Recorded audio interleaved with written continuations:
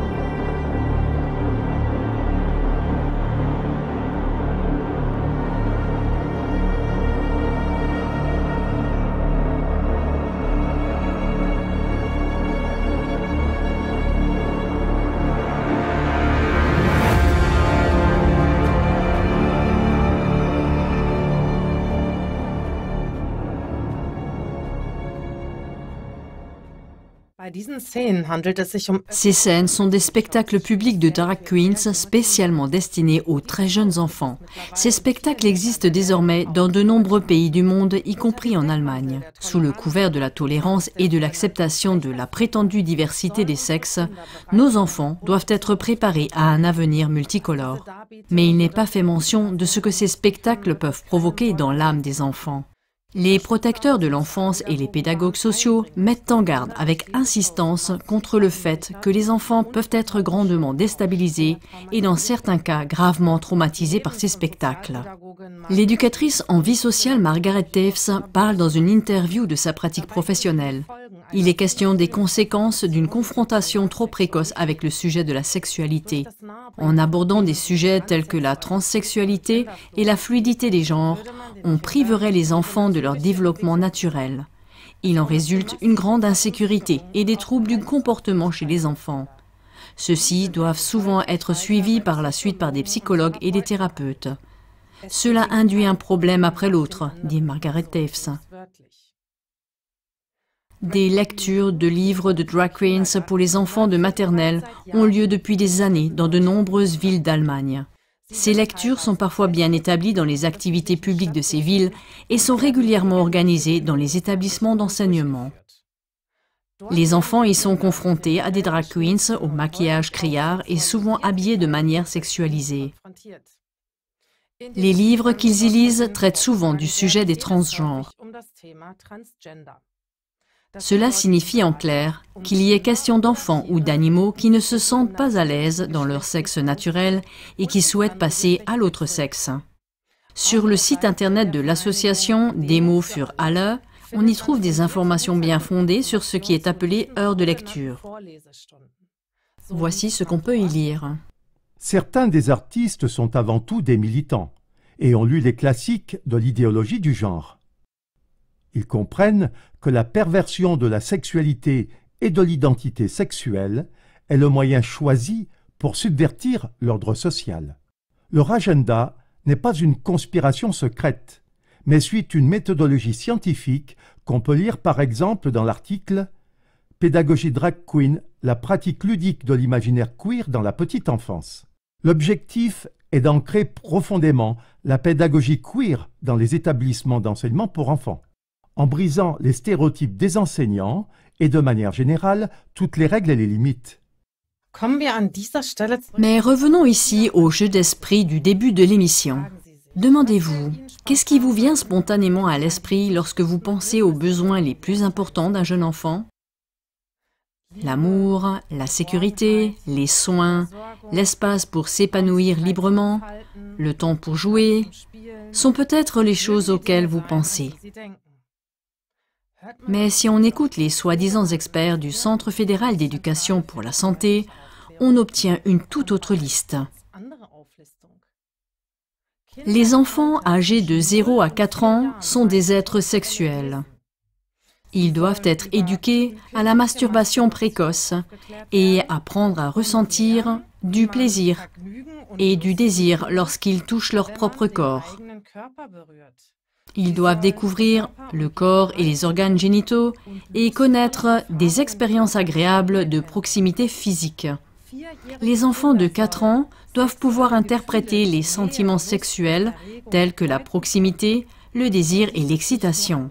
Ce n'est pas seulement une théorie, mais c'est déjà mis en œuvre aujourd'hui en Allemagne et dans d'autres pays à la demande de l'ONU. Ce qui suit est le témoignage d'une jeune femme qui a commencé une année de volontariat social dans un jardin d'enfants. Elle a toutefois dû quitter le jardin d'enfants avant la fin de l'année, car elle n'était pas d'accord avec le concept d'éducation sexuelle qui y était mis en œuvre. Nous vous présentons maintenant un court extrait de son témoignage vidéo. En fait, un jour, une femme est venue d'une certaine association d'aide, connue de tous, que je ne nommerai pas ici. Cette association d'aide a un logo bleu. Et tout ça s'est passé en Rhénanie-Palatinat, à la frontière avec le Bade-Wurtemberg. Je suis arrivée à la crèche comme d'habitude, et ce jour-là, une femme de cette association d'aide est venue présenter le futur projet pour toutes les crèches en Allemagne. Cela signifie que cela avait déjà été décidé, confirmé, et que, pour ainsi dire, cela a seulement été présenté.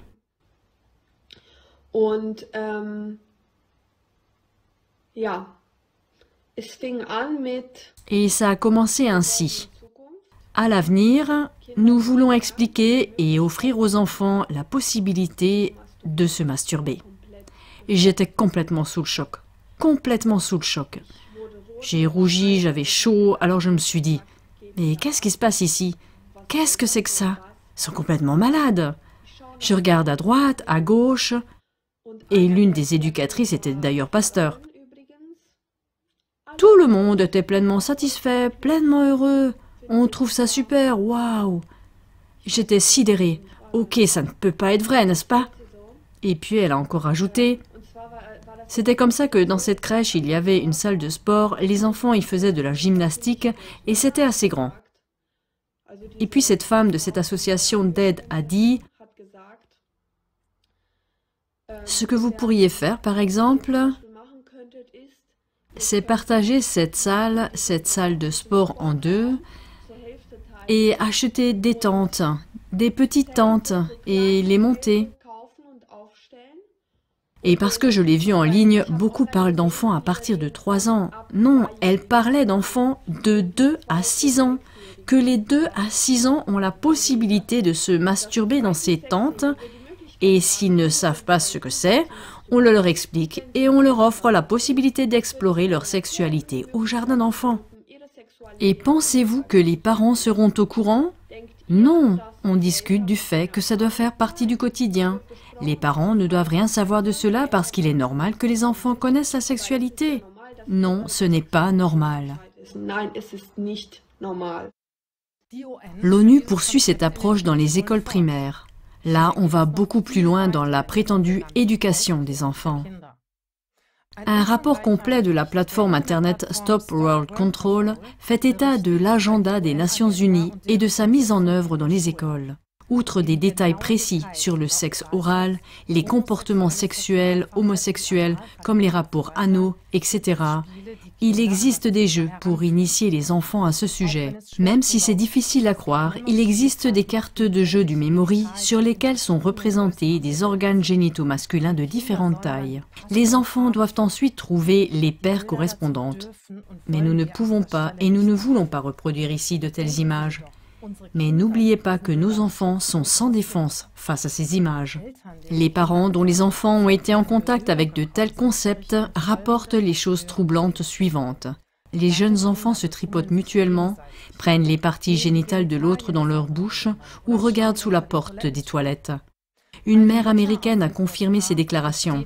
Son enfant a également vécu des expériences terribles pendant les cours d'éducation sexuelle. Une autre fille a touché ma fille, l'a masturbée et a dit des mots horribles, et a utilisé son téléphone portable pour de la pornographie. La mère s'est adressée aux autorités pour protéger son enfant. Elle s'est heurtée à une dureté dissuasive. Personne ne voulait l'aider. Il devient évident que nos enfants sont en grand danger. Même les tout-petits sont sexualisés et exposés à des choses qui leur nuisent durablement. Ils sont systématiquement traumatisés. Tout sentiment de pudeur et tout repère leur sont totalement retirés.